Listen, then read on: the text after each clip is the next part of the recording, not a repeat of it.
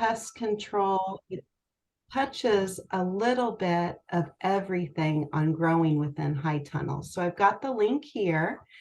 After the presentation is over, I'll send my slides over to Joelle so that you all will have those. And you'll have these links. I've got a couple of different links in here. So what are high tunnels?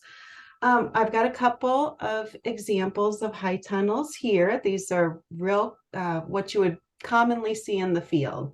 So they're plastic covered structures and they're not permanent structures. And that's really important for building codes and for taxation purposes.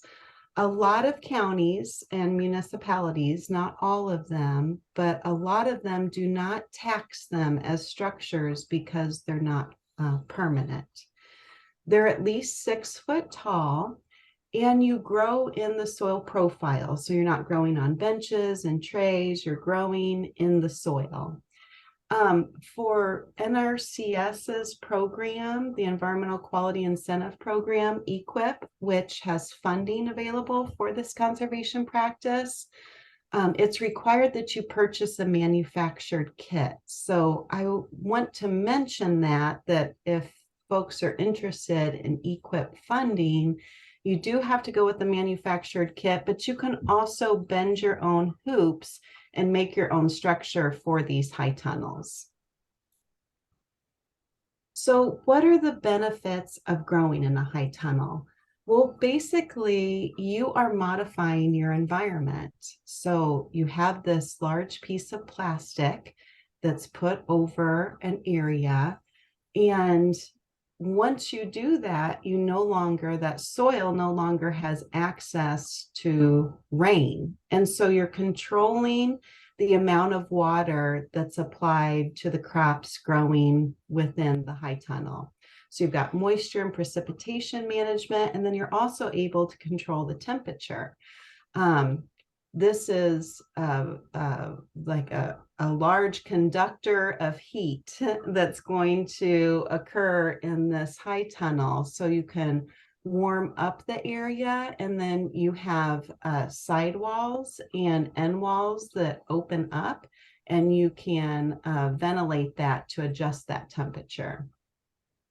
So these high tunnels allow growers, the biggest thing they do is they allow growers to extend the growing season. So you're able to get your plants planted earlier in the spring, and you're able to grow plants longer in the autumn.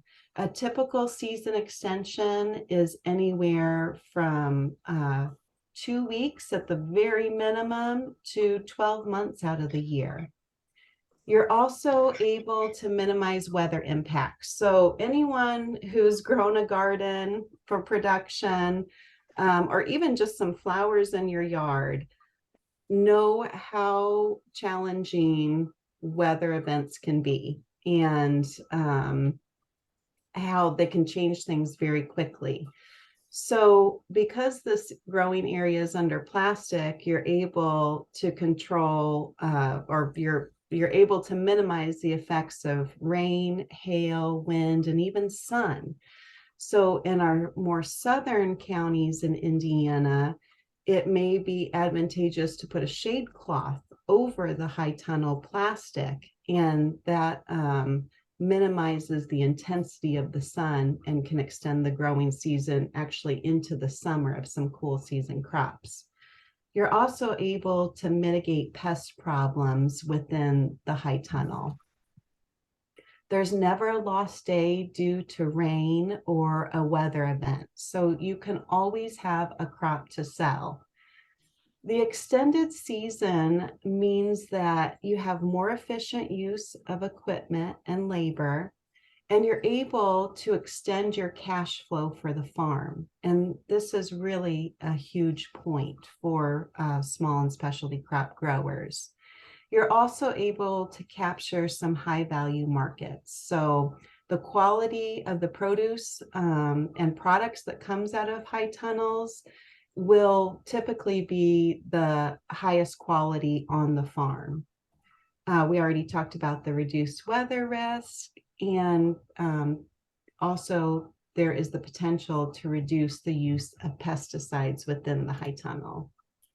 But really, the big picture of growing in high tunnels, if we step back from what it means on that farm, is that growers are able to provide fresh produce to their local community for a longer period.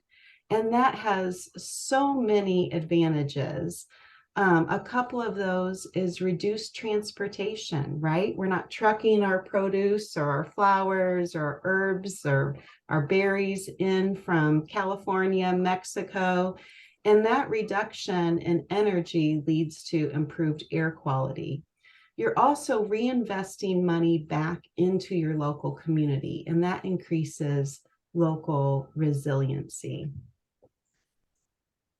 So a lot of times people ask, well, what can I grow in a high tunnel? And really the answer is, what can't you grow in a high tunnel? So nearly everything can be grown in a high tunnel. It really just depends on your market, when you want to grow, your labor. So all of those farm specific questions that you ask when you're growing any crop on your farm. You can grow in winter, spring, summer, and fall. There's multiple different crops that are an option to grow within the high tunnel. Something that's really cool that we have available to us nowadays that we didn't have 10, 15 years ago is there are multiple seed companies that have bred crops to really perform well within a high tunnel. And so you can go to a lot of seed company websites and filter through and select high tunnel growing. And it will give you a selection of varieties of plants that really perform well in those high tunnels. You can grow flowers and herbs. We have multiple flower farmers throughout Indiana that are growing in high tunnels. This really helps them extend their season and also minimize that weather damage component is really important for our flower growers. Herbs are a lot of times coupled into vegetable growing within the high tunnel. And then you can grow things that maybe you normally wouldn't be able to grow in the field. Things like ginger, turmeric, patchouli for essential oils. So it really opens up what you can grow and then thereby what you're able to sell as a product off of the farm. I was talking to a grower in Monroe County a few weeks ago, and he planted tulip bulbs in his high tunnel, and he's going to harvest those. They're going to be flowering probably actually this week or next week, and he'll sell those at the farmer's market as fresh flowers with the bulb in it that he is growing in this high tunnel. And I thought that was really innovative and a neat way to offer something and expand his what he's selling. You can also grow fruit. Strawberries are really common in high tunnels. Raspberries and blackberries, the brambles, there's been some research on those. I know that there's a handful of producers that are trying them in high tunnels. Blueberries and dwarf cherries. So our sweet cherries in northern, where you guys are in Allen County, northern Indiana, this could be a great option for you all. This is a very common practice in Washington County where there are a lot of cherries grown. So really the sky's the limit on what you can grow. So I want to spend a little bit of time now on just the basics of high tunnels.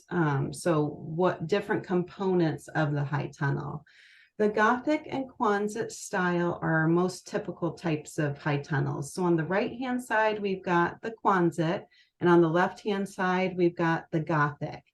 And those both have advantages and disadvantages. So let's start with the Quonset on the right. You can see that's kind of like a half moon structure. It's cheaper, it's easier to install, and it's just has a smaller, the footprint's the same, but it's smaller in the landscape to look at aesthetically.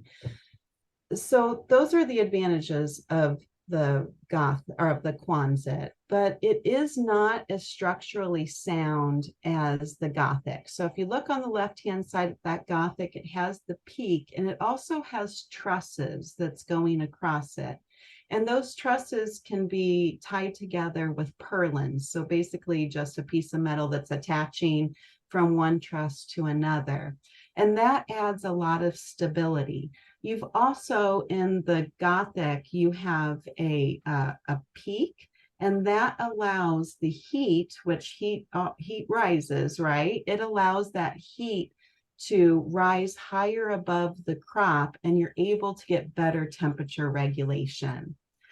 The other advantage of the Gothic is just by the shape of it is it sheds snow much easier than the Quonset style.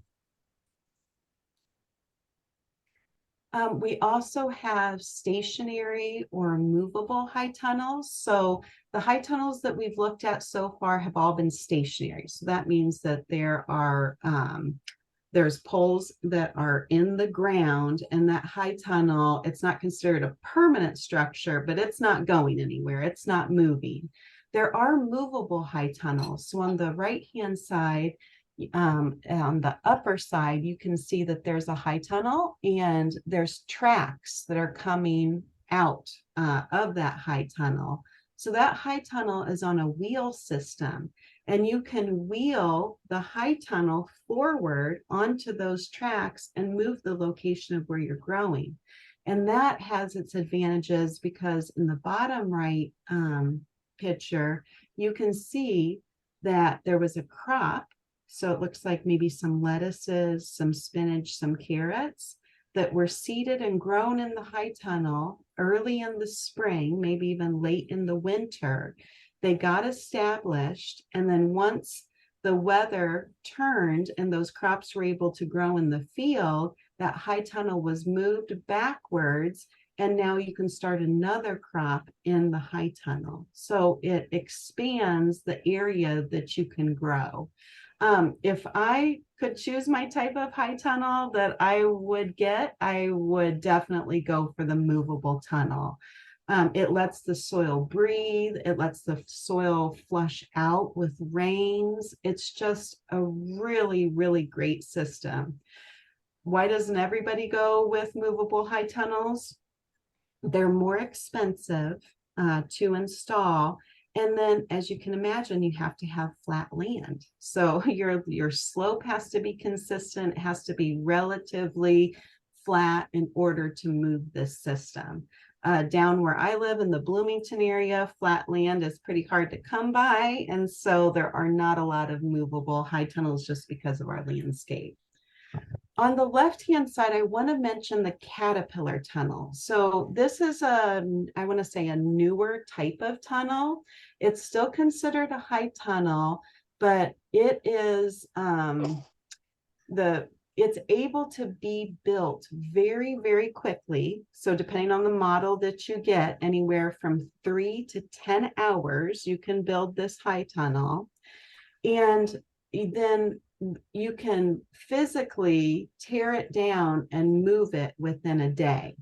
And so if you don't have land where you can install a movable tunnel on tracks, well, there's this caterpillar option that's so fast and easy to install that you can also deconstruct it and reconstruct it in a new area. So it's an option for a movable tunnel in a landscape that doesn't have consistent slopes.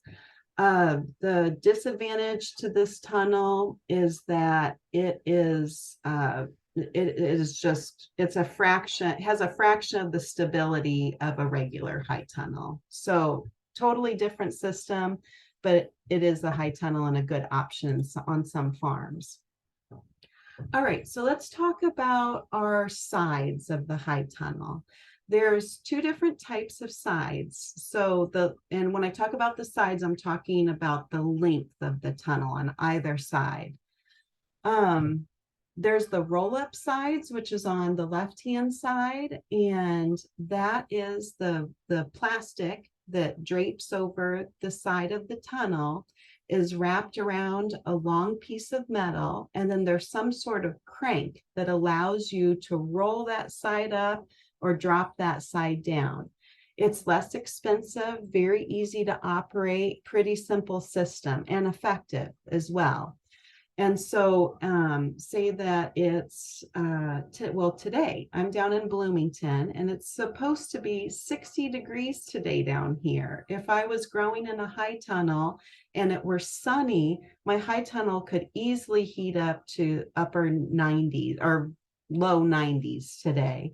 And so I would want to ventilate my high tunnel. So if I had this roll up tunnel, I would roll it up and let some of that warm air out, so that my cool season plants don't bolt. There's also the drop down side.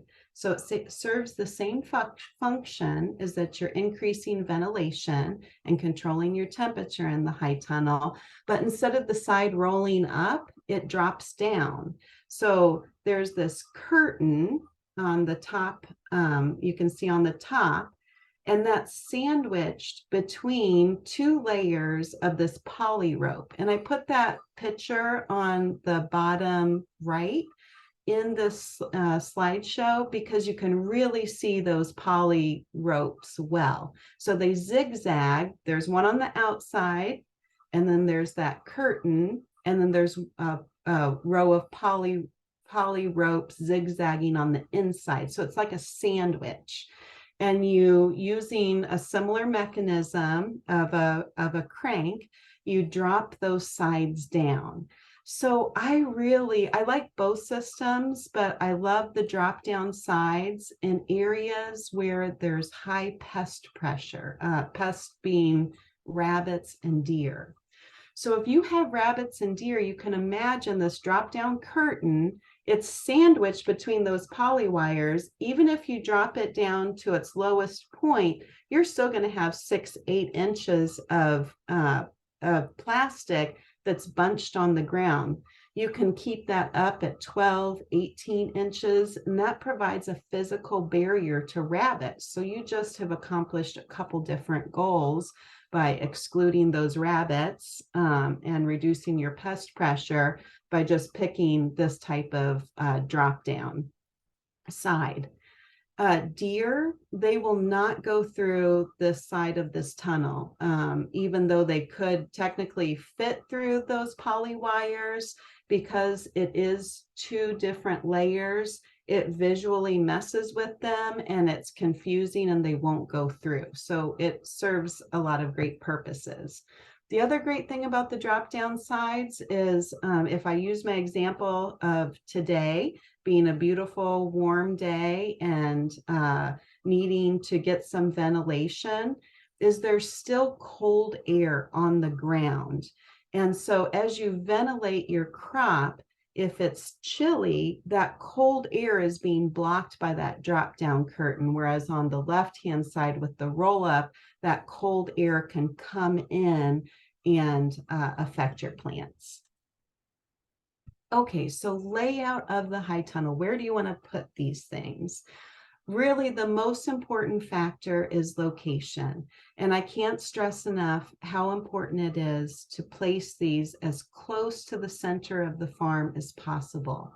So on some days, you are going to be, or some times of the year, you're going to be going out to these high tunnels and rolling up and dropping down the sides, managing these high tunnels every day. And so you want them to be close to the farm center. You also want your water source to be close. You want the soil to be well drained, and you want it out of frost pockets. And of course, full sun is really important. If you have a partially shaded area, then you're really not taking full advantage of this high tunnel. So orientation. Should the high tunnel orient north-south or east-west? Well, we're so lucky in Indiana that the answer to that is it doesn't really matter all that much.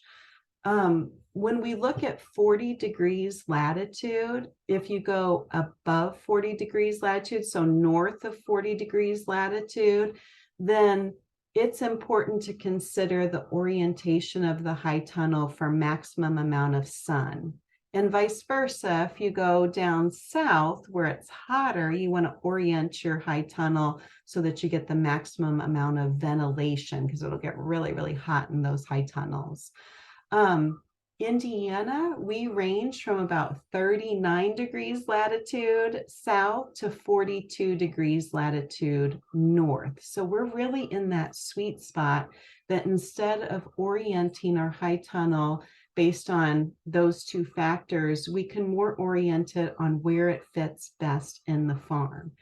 A couple of considerations with that: if you're in a high wind area, then you want to orient the high tunnel so that the sides are perpendicular to the prevalent wind. So if the wind is coming from the west, then you want to orient the length of your high tunnel north-south. Basically, you can imagine that west wind going through the sidewall and going through, instead of hitting the end wall of that high tunnel and potentially damaging the structure.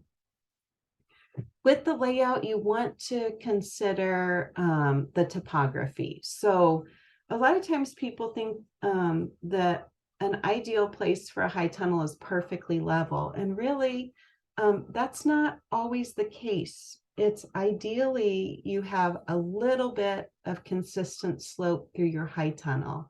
That allows easier irrigation. It allows for water not to pool, so some better drainage, and easier. It's easy to manage with a little bit of slope. And when I talk about a little bit of slope, you're looking at less than 4% slope is ideal. You want your slope to be consistent, so you want it all to be going one way. And if you orient your high tunnel so that the length is going all one way or the width is going all one way, then you can alter your posts and it's a relatively easy build, but that consistency is important. Drainage. Drainage is so important to consider with these high tunnel builds. So once we put that plastic on, we're really concentrating the flow of water, right? And so the water is going to hit that high tunnel, it's going to roll off the sides, and it's going to hit the ground right adjacent to those sides. And we need to consider that and think about that. There's three really main options. There's a couple more, but the main options for dealing with drainage is if you have a nice mellow slope and that slope is the same as the length of the high tunnel, then you really can get away with just putting a nice thick permanent vegetation around the high tunnel. That's going to prevent any erosion from occurring. The slope is going to allow that water to slowly drain off of the slope and not go into the high tunnel. So that's a great option for how to deal with that concentrated flow. You can even plant something that's going to be advantageous to pollinators and create a little pollinator habitat there, which again, you're kind of doing multifunctional things. If you have a flatter surface, or if you have a surface, or not surface, but area where you're putting your high tunnel, where say the side of your high tunnel is running the same as, it's running perpendicular to the slope. Okay, so water is going to come down the slope. It's going to hit the side of the high tunnel. Well, that water is not going to stop at the high tunnel. It's going to keep coming through. And now you've got concentrated flow coming off of the upper side of that high tunnel, and it's going to come into the high tunnel. Remember, one of the most important things about growing in a high tunnel, or one of the biggest benefits, is that you're able to manage your soil moisture. Well, if you've got all this concentrated flow that's pouring into the side of your high tunnel, you're no longer able to manage that moisture. So in those cases, you need something like a rock trench, which is shown in this upper slide. That's basically a French drain. So you've got gravel, and at the bottom of that gravel, there's a 4-inch perforated pipe.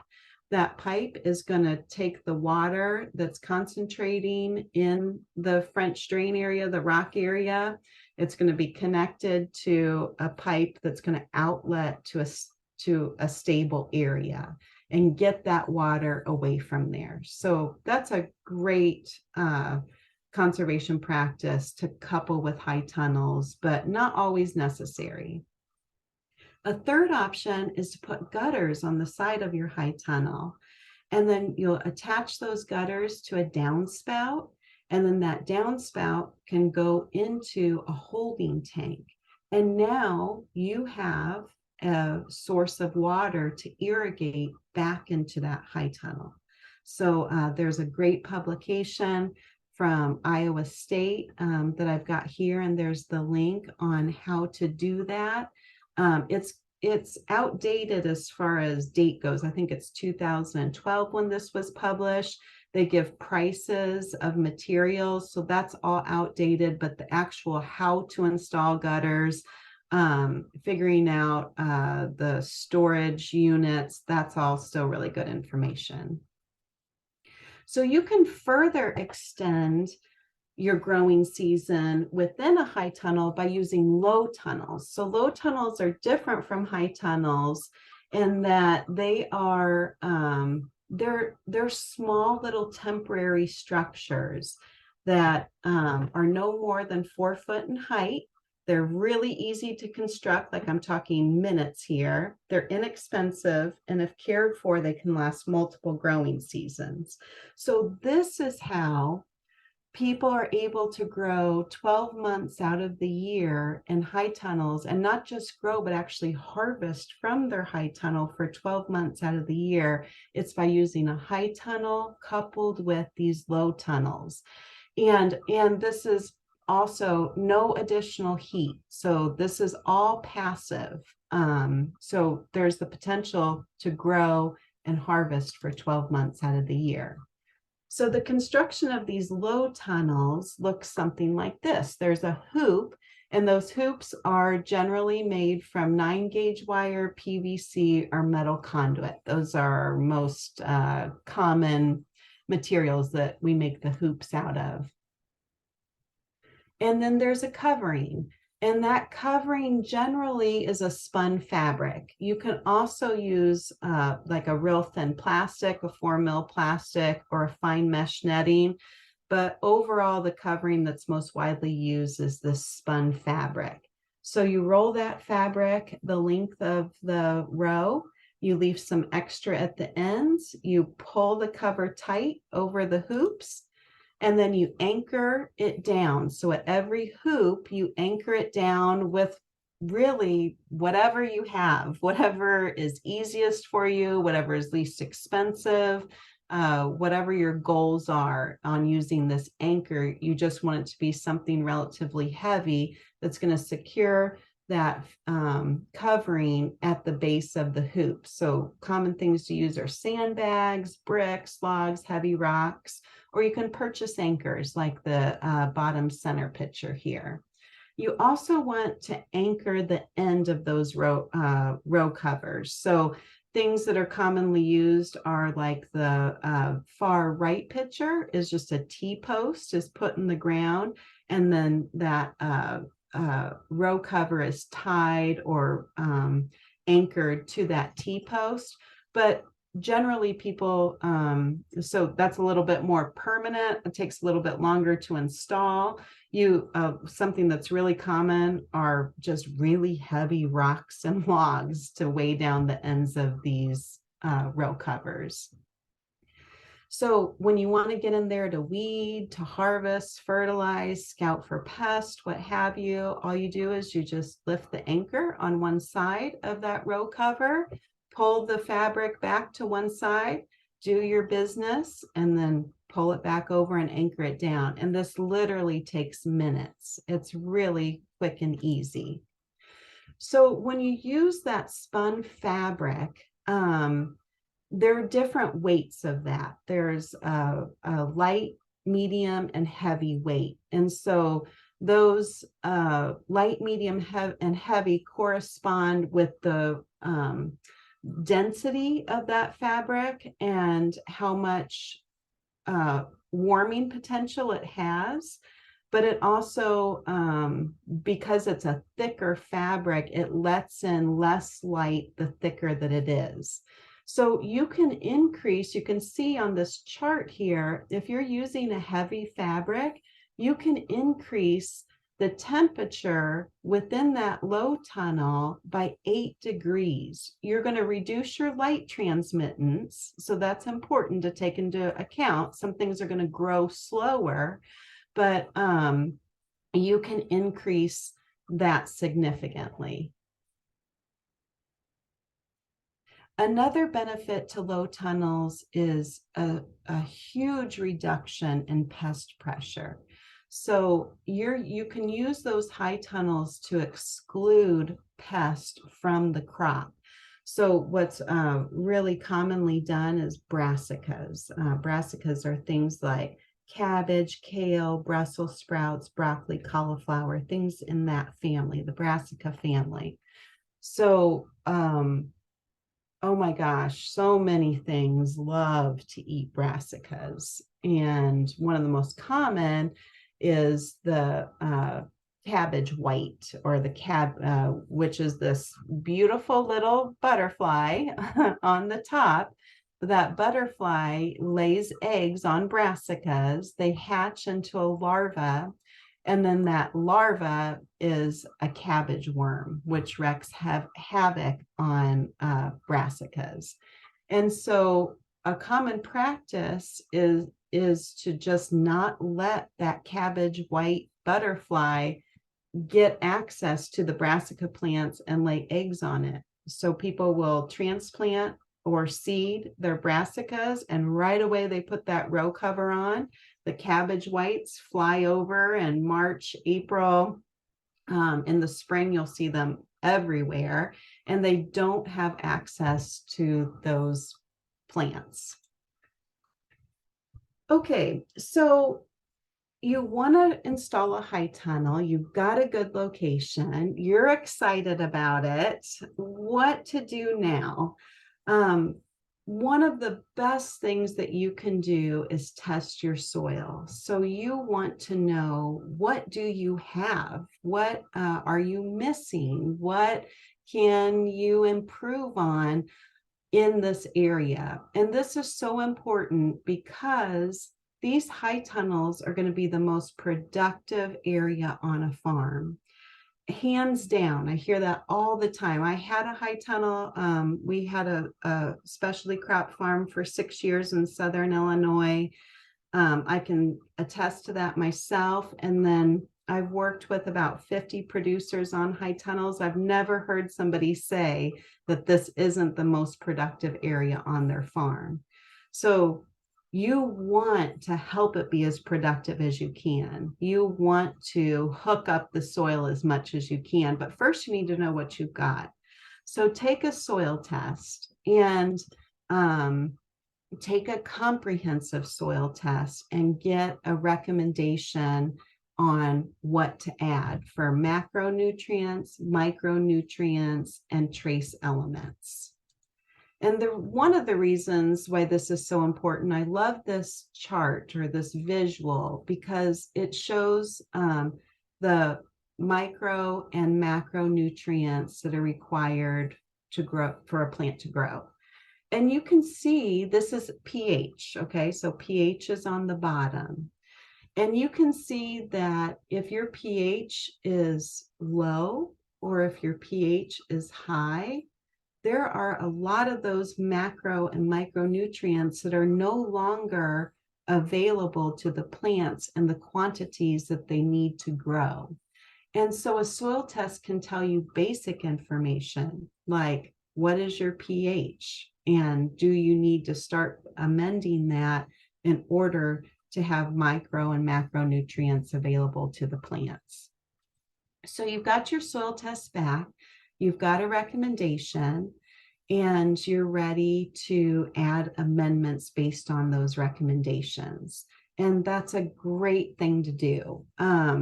We at NRCS and SWCD and our partners really promote soil health, and part of the suite of soil health practices is to reduce your tillage as much as possible. When you're starting in a high tunnel, that's kind of the one time where I say, you know, it's okay to do some tillage.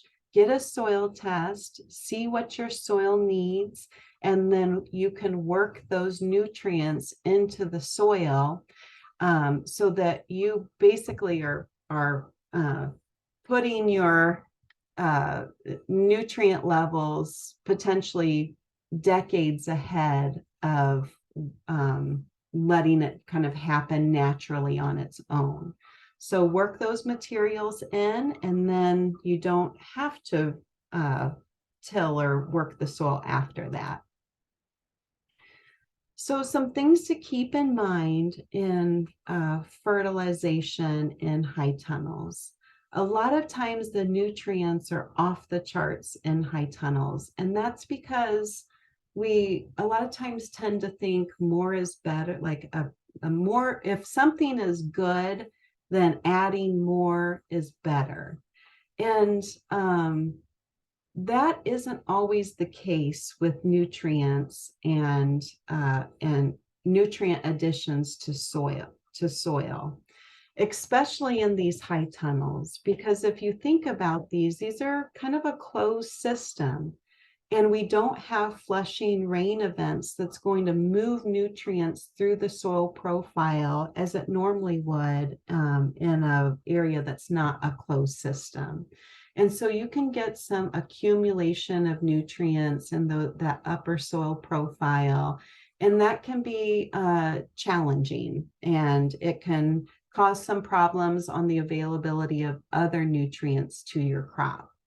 And so the best thing to do is to apply your amendments based on soil tests. So test often and apply based on those tests. If your organic matter increases above 20%, which is incredibly high, but it's not unheard of in these high tunnel systems, then when you do soil tests, you really want to look at a different type of soil testing, a different type of soil test, and that's called the saturated media extract. And I'm just adding that in there. This is really an introductory presentation and information for you guys. So this could be a whole presentation on its own, but I just wanted to mention that if you, this kind of unique situation that you could find yourself in, and to know what to do. In adding compost, which is a really common practice on small specialty crop farms, some things to keep in mind is you always want to analyze your compost like you do your soil, so that you know what you're adding to that soil. Rules of thumb, plant-based compost is usually more stable, so it's going to last longer. Compost that has animal manure usually has higher levels of nitrogen in it. And you want your carbon nitrogen ratio of your compost ideally to be between 25 to 30 to 1. And your compost analysis will have that CN ratio. Just as important as testing your soil and testing compost is testing the water that you're using to irrigate your crops within the high tunnel. So a lot of Indiana has hard water, it's very full of minerals, and those minerals can clog irrigation lines, and they can also raise the soil pH in a relatively short period of time. So you want to know what you're adding. Other options for irrigation, if you have really hard water, is you can put a filter onto your water source before it's going into your irrigation lines. Or you can also capture rainwater like we talked about before. So that was addressing a drainage issue. This can also provide a source of water that doesn't have that high concentration of minerals in it and can be an alternative water source. Another good option that is very, very hard for people to do, but it is a good option, is to take the plastic off of the high tunnel for a season and let the rain, the snow, flush water through the soil profile. That's hard for people to do because they're not able to grow during that time.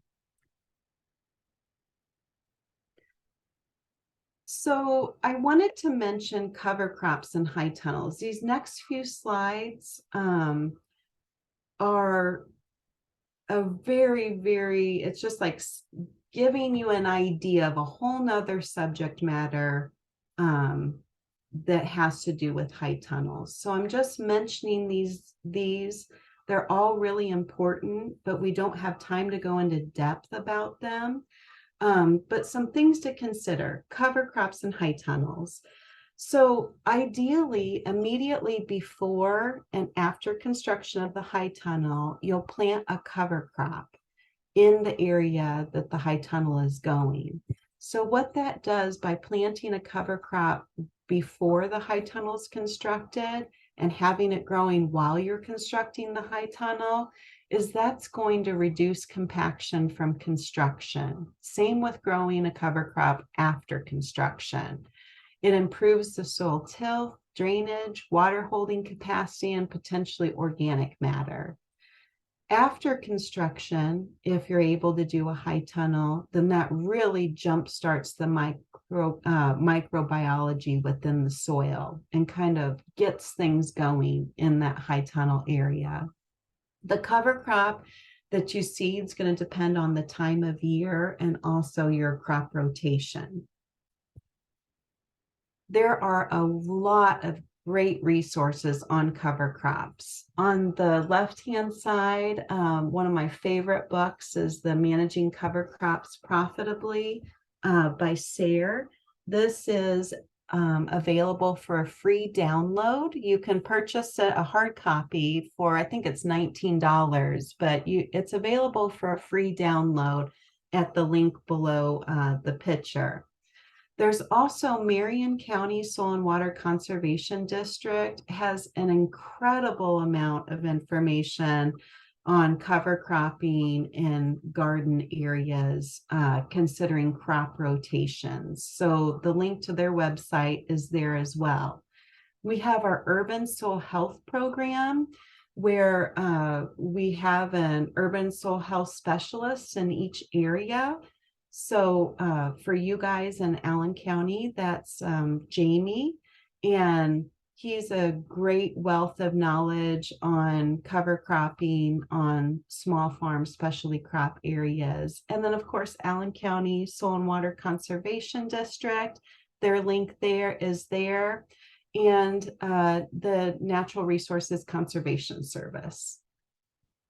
So if you want to learn more about cover crops, then here's a good start with doing so.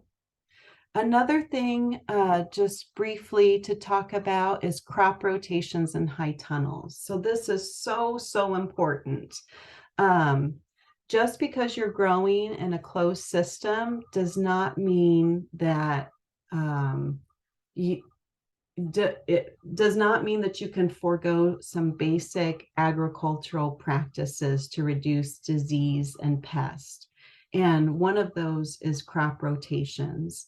So ideally, you would wait 3 to 4 years before you're growing in that same area, the same plant family. And that rotation allows for disease and pest cycles to be broken. One of my favorite resources on crop rotations is the SARE publication, again, available for a free download or to purchase a high copy. And it's called Crop Rotations on Organic Farms. This is kind of a gnarly publication, and that's a lot of charts. It's a lot of kind of figuring out how do I use this chart.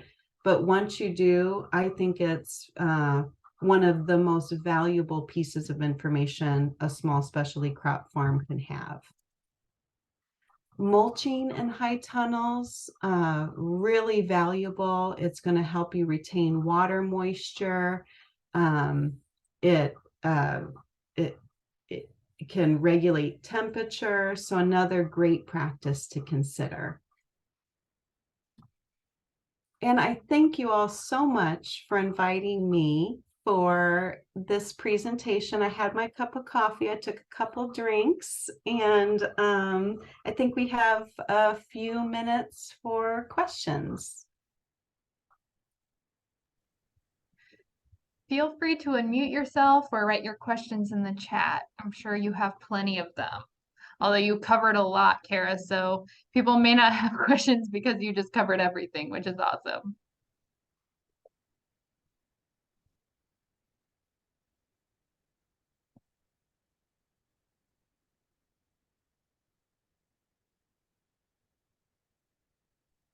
Okay, Cara, I have one question for you. What do you suggest for watering methods in a high tunnel? Yeah, it's a great question. So the most common watering method is drip irrigation. So it's also called a drip tape. And it's a little band of plastic that has holes in it. And those holes are associated with a growing plant.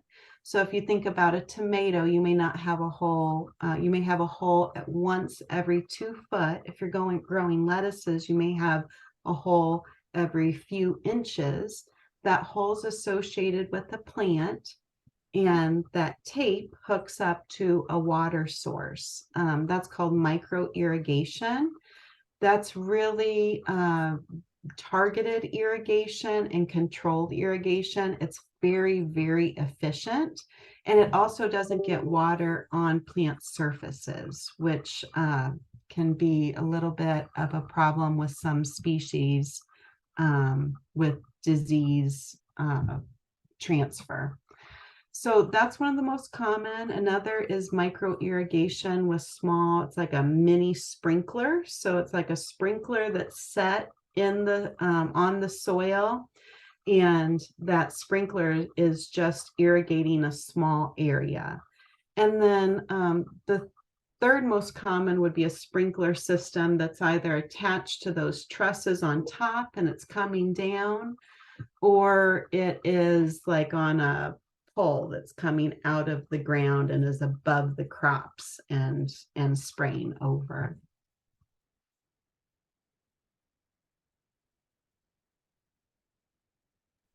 Awesome, thank you. Anybody else who has some questions? Cara, I'm wondering if with movable high tunnels, if a grower has the space, let's say to rotate those areas, do you think that it is easier to build soil health in that environment potentially because you can do cover cropping, you can flush the area that was formerly cropped and then take that rest period by moving it to a new growing area? That's I think it's much easier. What I found from myself and so many producers is once you start growing in that high tunnel, you don't want to stop. It's so, I mean, you just want to do crop after crop after crop after crop because you can. They're so high quality. You're getting a premium at the market from them. It's hard to let areas go fallow, or not even fallow, to grow a cover crop to feed that soil. And so that is one of the main reasons why I love the movable high tunnel, is you're not so fixed to that one area. You can move it, and it allows you to work on building your soil health in different ways than when it's in the high tunnel area itself. And just to follow up on that from my experience as well, if there's not the space for a movable high tunnel that can be on those tracks, that's where that caterpillar tunnel can kind of fit that, because they are more transportable around the farm. I'm really excited about the caterpillar tunnels, and there's I have 5 grower friends who have those installed throughout the Bloomington area, but none of them are none of them are even a year old yet. So I'm really curious and excited to see how they hold up with time, especially because there is at least one that's in a high wind area. So I'm really curious to see how those work over time as far as longevity, but I love the concept of them.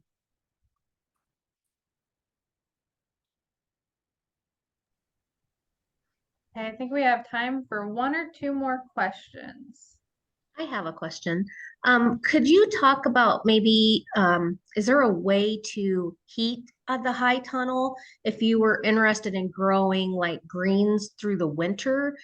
Since we have crazy Indiana weather, is there any heating method like a solar heater or anything like that that you've discovered that would work? Yeah, I've seen people do a few different methods. I've seen people do wood stoves or some sort of heating element outside of the high tunnel, and then build like a frame and put a conduit into that framed area, basically like a vent into there, and pipe the heat into the high tunnel. I've seen heaters that have been attached to the trusses so that that heat is not taking up growing space. I've also seen like black barrels that have been filled with water for like a passive solar for energy sink and heat sink that's worked really well. Active composting in the high tunnel to give heat off. So there's a few different methods that people have come up with to heat those areas. So your basic goal with heating the high tunnel in the winter would just be to keep it above freezing. Is that right? I mean, like if you're growing spinach or lettuces or something, you just want to keep those plants from freezing. You're not really trying to make it into some kind of tropical Right. environment. Yes. Okay. I don't think that would in any case scenario be affordable to do so. Okay. Thank you. But really, I've very effectively seen the low tunnels used for that reason, to keep something like spinach from freezing. Elliot Coleman is a grower. He has 4 Season Farm in Maine, and he's kind of considered the grandfather of high tunnels. He's been using those for probably about 40 years now, all passive, no additional heat. And he's in Maine, and he harvests year round from his high tunnels by using high tunnels and low tunnels together. so that heat isn't always necessary, but it does take more management. Okay, thank you. You're welcome. And we're going to keep answering questions, but for those who have to drop off, I just want to thank you for joining us and just let you know that next month on March 15th, we're going to be having coffee and urban land leases with Carmen McKee. So if you're interested in leasing land in an urban setting or even in a rural setting for your specialty crops, that's going to be next month on March 15th. But until then, we're going to keep answering questions for now, but if you have to drop off, totally understand. We have a question in the chat from Stephen saying, can you use raised beds in a high tunnel? If you do, can you use each raised bed to rotate crops more easily? Yeah, you can use raised beds in a high tunnel, and they can be structural raised beds or kind of like free form raised beds where that bed is always the bed, the walkway is always the walkway, but there's no structure kind of containing that raised bed. And I find crop rotation in general, just personally, I find it easier when there is some sort of established growing area. So I use kind of like the free form raised beds, and it does make crop rotation a lot easier because in that bed you had tomatoes, and in this bed you had brassicas, lettuces, etc. So you can keep that very designated area separate and plan out in the future those crop rotations for that ideal 3 to 4 year rotation. When you're growing in single rows, then every rotation, that row tends to change just a little bit, its location. And so I find that to be a little bit more challenging in crop rotation planning.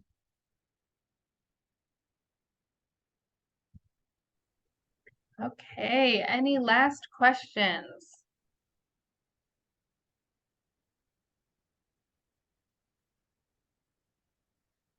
Okay, if not, I just want to, sorry, oh, someone has a question. Okay. I'm jumping in here last minute. When you're doing crop rotations in a small area, like raised beds in a small space, I've wondered about that in my own garden with raised beds. They're so close together. How effective is that when things are really close together and you're rotating in small patches?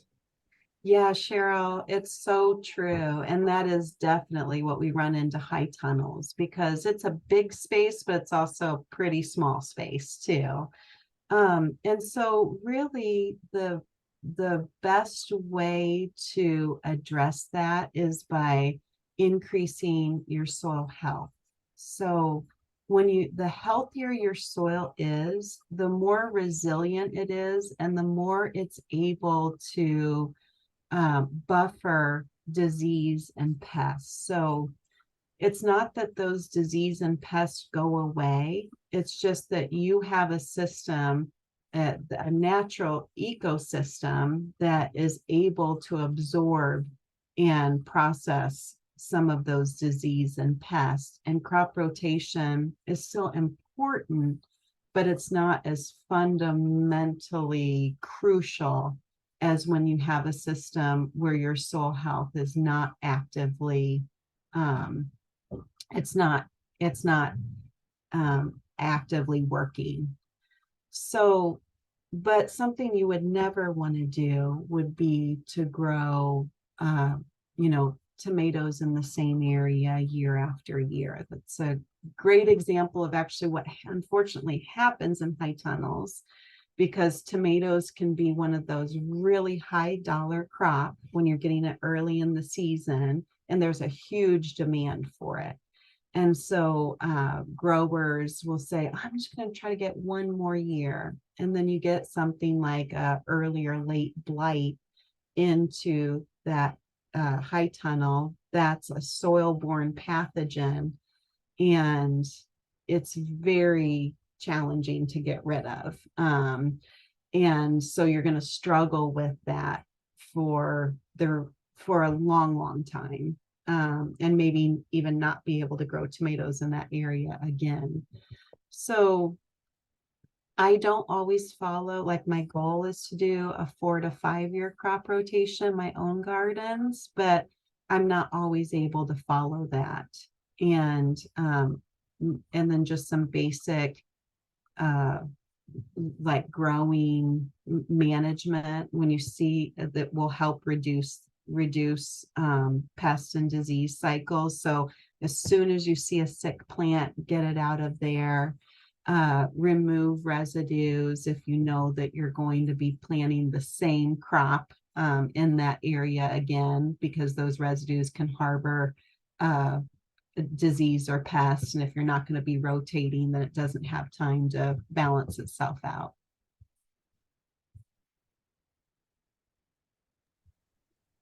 Okay, Cara, thank you so much for all of the wonderful information. I learned a ton. I love all of these webinars because I always learn so much, and you taught me a lot. So thank you very much for speaking, and thank you for everyone who stuck around to the very, very end. And again, next month, March 15th, we'll be talking about land leases, as well as we'll be touching on marketing and how to market yourself and make yourself stand out. So that'll be March 15th again at 9 a.m. But Cara, thank you so much for everything. Once you get your presentation to me and all of the links, I'll be sure to share that with everybody who attended today. So thanks again, Great. and you all have a Thanks great for rest of your having day. me. Bye, everyone.